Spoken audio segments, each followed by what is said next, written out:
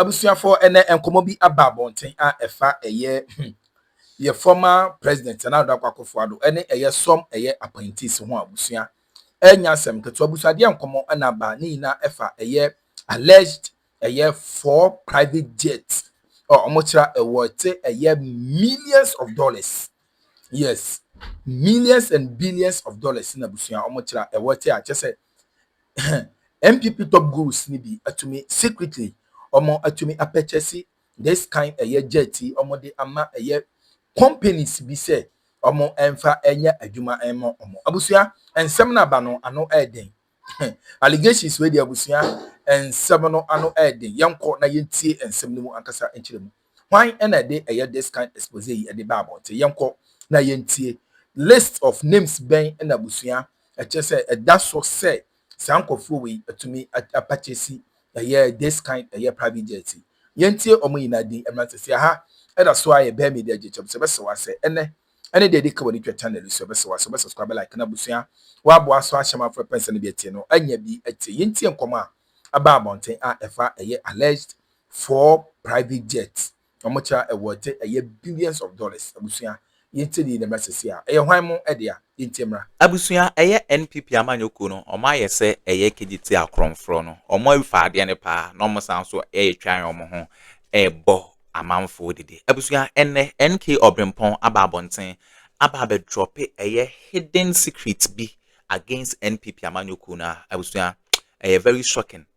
Sir Ibrahim Mahama private jet NPP4 and President Mahama Tamsika edi akwa mani nu ane se on fan top private jet President Mahama ankasa akwa top private jet in the name of ninuano abusuya enne NK Obrempon ababe drop hot expose NPP gurus no omo area omanisika akwa top 4 private jet omodi ama companies bia omodi ye adwuma abusia saasem we enke kwa ko ne he saasem we enke kwa akote ne he nanka NPP for the dirty propaganda ednemo NK Obrempon wa threaten NPP top leaders no or chesses 4 private jets omo atomodi ama companies bi se omo fanya adwuma no oba be drop omodin e de aba abonten abusia wa cause fear and panic wa top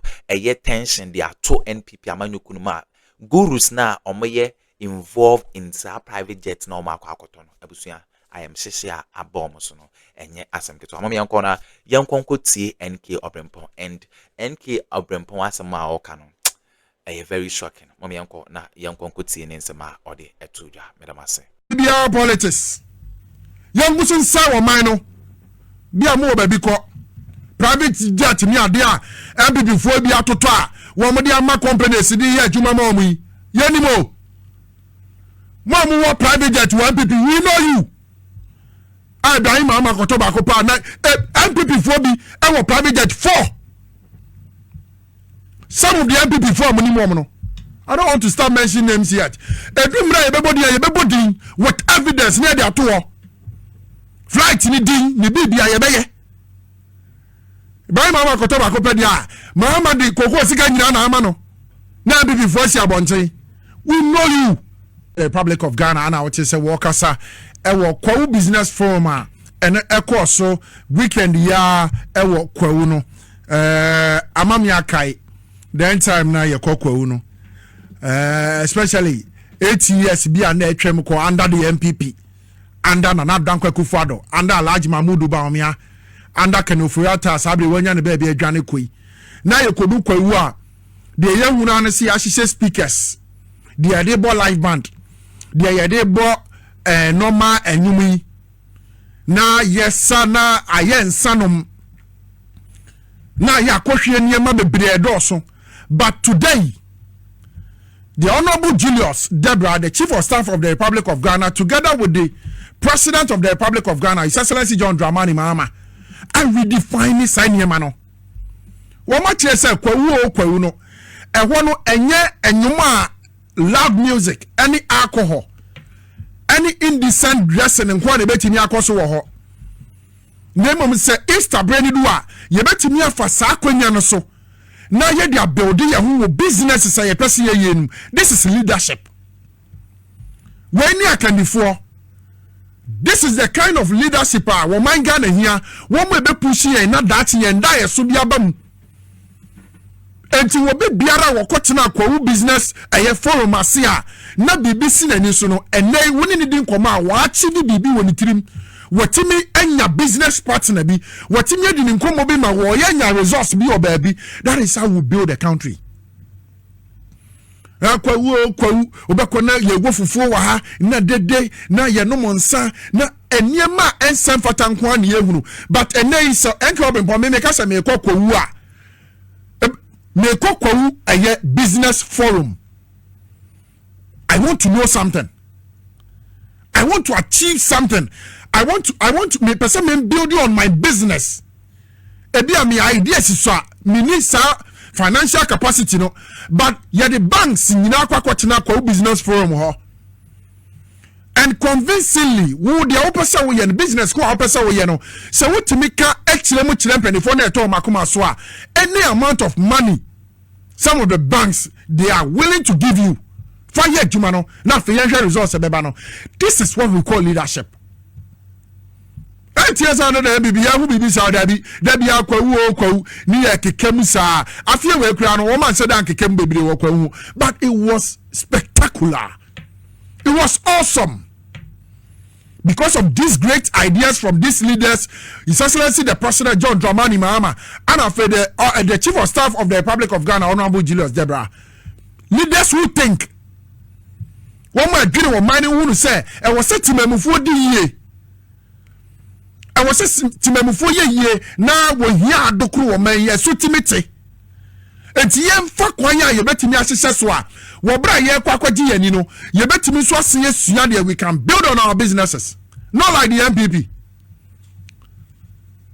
Dr. Frank Amoakohene alanche Ashanti First ye niema ebema Kumasi Asante Memu aye kama no na MPL lanche Soloku na MPP for lanchi Soloku obekonomu jeno mu yesi. The pictures are there, the videos are there. So you say what this two political parties are Ghana ni wutu wo se see na wo dwene kwakire dia na bebo o man no Soloku ye Ashanti First ye display niema bebre wa santememu na attracting investors from outside the country mrano. Instead of say, oh MPP, let's go and support Nenya Fenidabi, distracted as they are, yen distracted. Frank Amoakohene, the Oyo Ashanti region, no, or Boboyan Fe, Anya party ni bati tia pro ho. Eti yankwa lanchi Soloku First. Yenye t-shirt, the t-shirt region. Said ye napoka ye no. Ashanti region ye mamu t-shirt pe mo wie. Eti mo betina so be before betina so for 8 good years. Interchange 5 mo promise wa Ashanti region mo ntimi anya 1. Region e mamu 1.7 million na mutimi tina konwa so. Ewuli wo manye nyina. Interchange 5 Akufo-Addo under president, the former president Andrew Akufo-Addo. One, I am daring any MPP member. So ye minister, so ye MP, so ye day. One interchange amutimi ye wa Ashanti region. For the past 8 years, I'm over so for picture bra ye na Ghana for nyina hwe. Ene so am interchange amuja to ho. Omampani John Dramani Mahama ye. Ekwanya wodo atete proper nsam e wa Ashanti region big push akano. Womu yes akwan ni nyina. Dia mode maya na munni sika bia da hokora munnim se mubetime atuaka ba ye beto aba ntino ye fa kwan ni ma contract amumfa katapile ba kumienu miensa bi nkosisi so ase ye adwuma no ke ba simene wo president opeso ye adwuma hwa big push. This government is 1 year 3 months under His Excellency John Dramani Mahama. Hwa and na wu kwanya wonam so wo a wo hwam sesi na kwanya wonam so no region be na wo ya nya bi machines ni si so. This is a president who wants to help the country. And I don't go for the trasia 2024 ne de I won contract bebrema ye fa machine ko do ne fa ndada Ghana fo adwene as usual as ye kwan no na so no da bi on benye sika kura de ama contractor se mon kwan no mu ni bi me se madwuma me ye me de beka no kra saa de a kyerɛ wo wuti e beboa ye nyina wantie nso a ye beka so abrɛ ye nyina ne yatim mini ba bi akɔ me tu kwan kra meba so the last 2 months me ko yi me bai me ko meba this is my country me mine ye fa no kra nya dwuma kakra timpanifo a edwene wo man yi ho ana ma da di a kyerɛ wo no yanto adwumadi no so ye to mampani His Excellency John Dramani Mahama oko PM ewo eye Black Star Square wo bra na the Lighthouse International Church wo mo edi wo mu dwumadie kama ewo eye the Black Star Square o mampani John Dramani Mahama eko piase a sa adwumadi no na wo ka ho na onya kwanya no e ma ni preachi e kanyame nsem e kan nsem a edi mpuntuo ebetimi edi abrɛ yɛn sɛ wɔ man yɛn hwɛ mampani His Excellency John Dramani Mahama efiadei ɛwɔ Black Star Square wɔ brɛ ko ade ne ho kɔka the Lighthouse International Church ho na wɔn so yɛ mmra ne yɛn to adwumadi so. The New Testament is actually about the life of Christ. That's all it's about. And it tells you what Christ lived for. It tells you about the attributes that is expected in Christians. So if you say you're a Christian and you don't live by Christ's attributes, then you are not a Christian. Then go and follow Tigari. If you say you are a Christian and you are wicked, no, Christianity is not for you. Go to Tigari. If you say you are a Christian and you can't forgive, as we are sitting here, there are some of you, you've done ayaka with some people. I won't talk to you ever in my life. I beg you, when you leave here, call that person and say, I've forgiven you.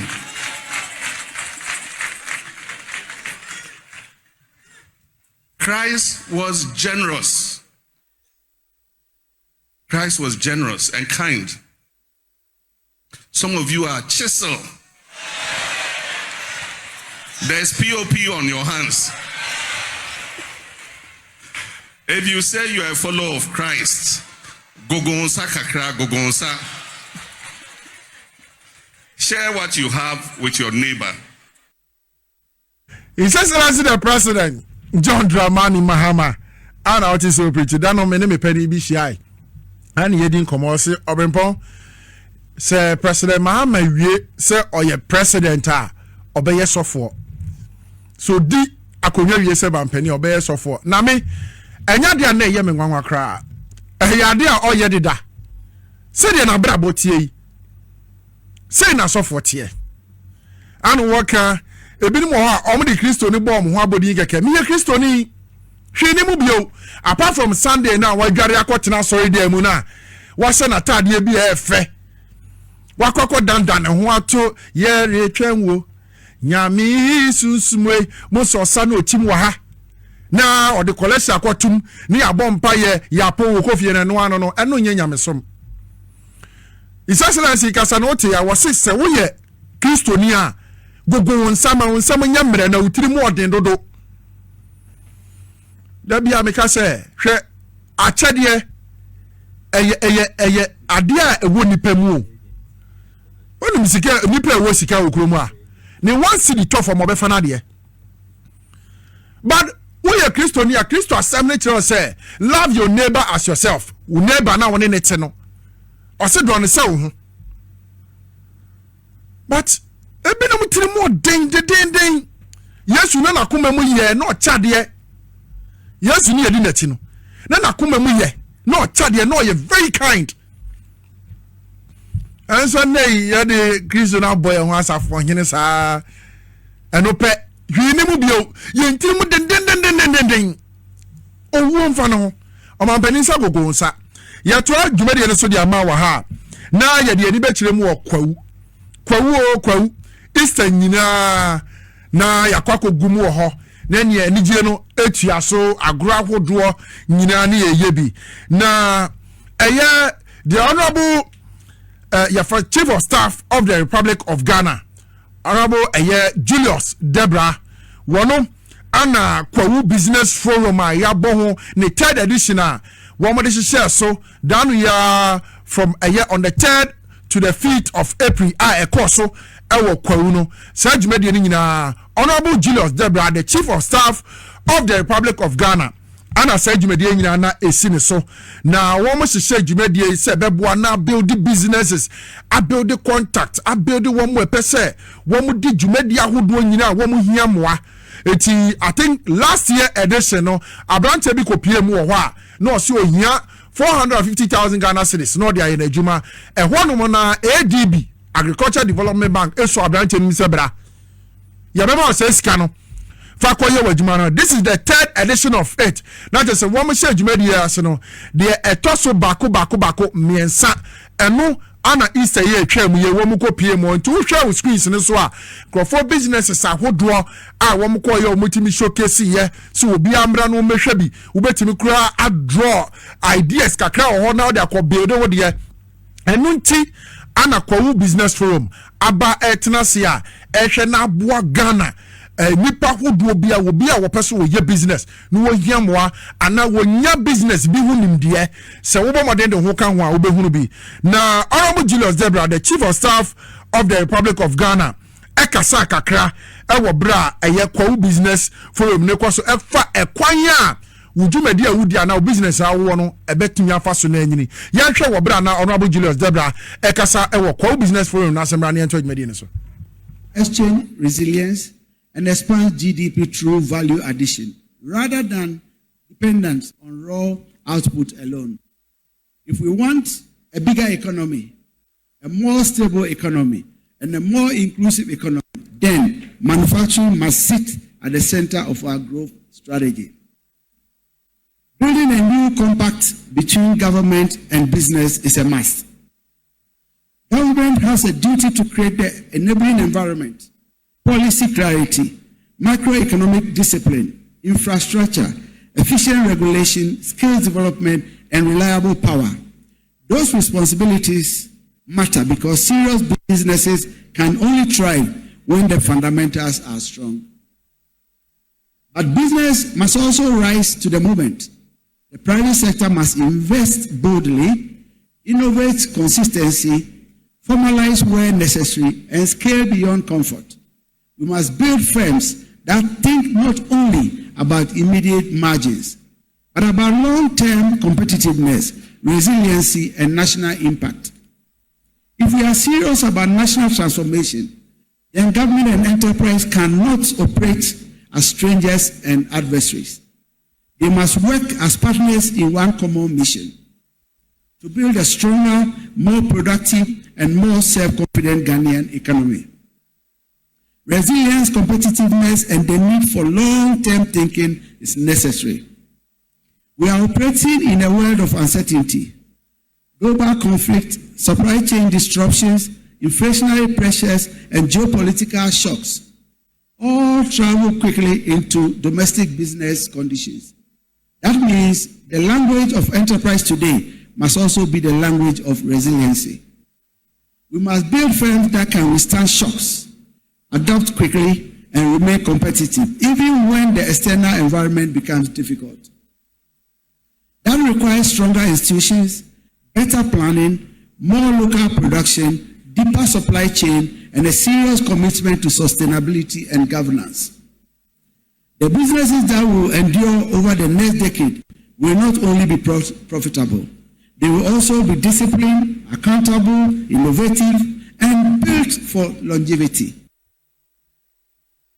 Honorable Julius Debra, Chief of Staff of Okay, abuzua we ne ensema ekoso e political highway so enke obrempon and I attend nka se odessa ensem no etuja private jet NPP amanyoku no omo ewia o mine sika akoto no ehon nsem and ye de brem on subscribe ya subscribe na hit on the notification bell so na be any update be drop on so on sa e to me akabi medamase.